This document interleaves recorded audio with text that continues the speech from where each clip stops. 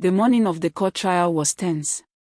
People gathered around the High Court building, whispering about the wicked act of a mother who poisoned a bottle of juice. Some said, "Let justice be done." Others said, she should confess and beg for mercy. Inside the court, Nene sat quietly on the accused bench. Her clothes looked rough, and her face was pale. Policemen stood beside her. Samanta's parents were also there, holding their daughter's hand tightly. The hall was full. Everybody wanted to hear the truth. The judge entered, and the court session began in total silence. The prosecutor stood up and began. "My lord, this is a case of jealousy, envy, and wickedness. A mother, Mrs. Nene, poisoned a bottle of juice. Her action led to the death of teacher Nancy, and an innocent child, Samanta, was almost destroyed by false accusations. But the truth has come out. Today, we present witnesses to prove beyond doubt that this crime was planned by Nene." The judge nodded. "Proceed," he said. The court clerk called King. All eyes turned as the young boy walked slowly to the witness box, his school uniform looking too big on him. King held the Bible in his small hands. His voice shook as he spoke. "My lord, it is true. My mother told me that I must come first in class. She said no other child should be ahead of me. She was angry that Samanta always came first. One day, she called me and said she will put something inside juice so that Samanta will not disturb me again. She gave me the juice and told me to give it to Samanta. But teacher Nancy drank it by mistake. That was how she died. I am telling the truth today." There was a heavy silence in the courtroom. Some people gasped. Samanta's mother covered her mouth with her palm. The prosecutor asked, "King, did your mother tell you what was inside the juice?" King nodded slowly. "She said it was poison. She told me not to worry, that once Samanta drinks it, I will come first in class." The judge leaned forward. "So you are saying your mother planned everything?" King bent his head. "Yes, my lord. But I was afraid to speak before. I was afraid of my mother. Today, I want to say the truth." The judge turned to Nene. "You have heard your son's testimony. Do you still deny the charge?" Nene's lips trembled. She looked at the faces staring at her, angry parents, shocked children, and disappointed neighbors. She sighed deeply. "My lord, I will not waste the time of this honorable court. Everything my son said is true. I am guilty. I was jealous of Samanta's success. I wanted my son to shine. I thought if I removed her, my son would be number one. I never knew my plan would kill an innocent teacher. I am sorry. I confess everything."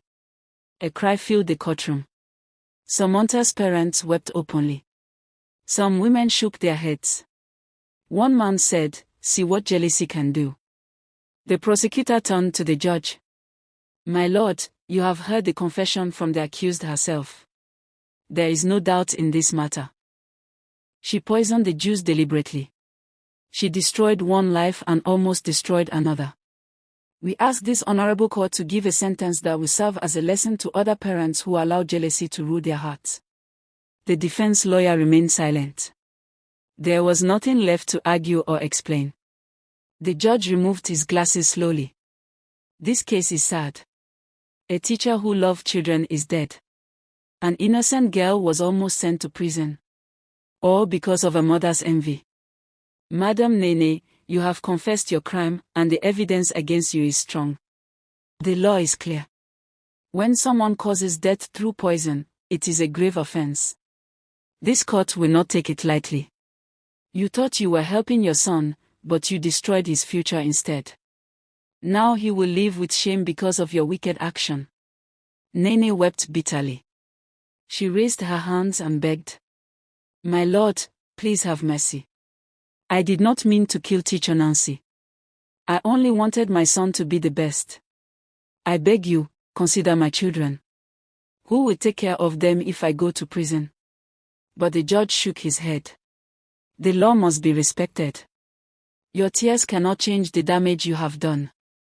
You have confessed before this court. You cannot escape punishment. Let this be a warning to every parent out there. Education is not about envy. Life must not be destroyed. The courtroom became still as the judge picked up his pen. His voice echoed. This court hereby sentences you, Mrs. Nene, to 21 years imprisonment for the crime of poisoning that led to the death of teacher Nancy. You will serve your sentence in a federal prison. May this judgment teach you and others that jealousy only brings destruction. There was murmuring in the court. Policemen held Nene as she cried and begged. Please, my lord, please, she wailed. But it was too late. The law had spoken. Her fate was sealed, and there was no turning back. As Nene was led away, King cried loudly. Mommy! Mommy! But the officers pulled her gently toward the prison van. Samanta's parents hugged their daughter tightly. You are free, my child. Your name has been cleared. The truth has won, her father said with a calm tone. Samanta nodded and whispered, I forgive her. The crowd slowly left the courtroom, shaking their heads and murmuring. Nene was taken to the prison to begin her 21-year sentence. The chapter was closed. Justice had been served. But the story remained a strong lesson about jealousy, envy, and the danger of evil thoughts. The end. Please follow up for more amazing stories from Tales by Gideon.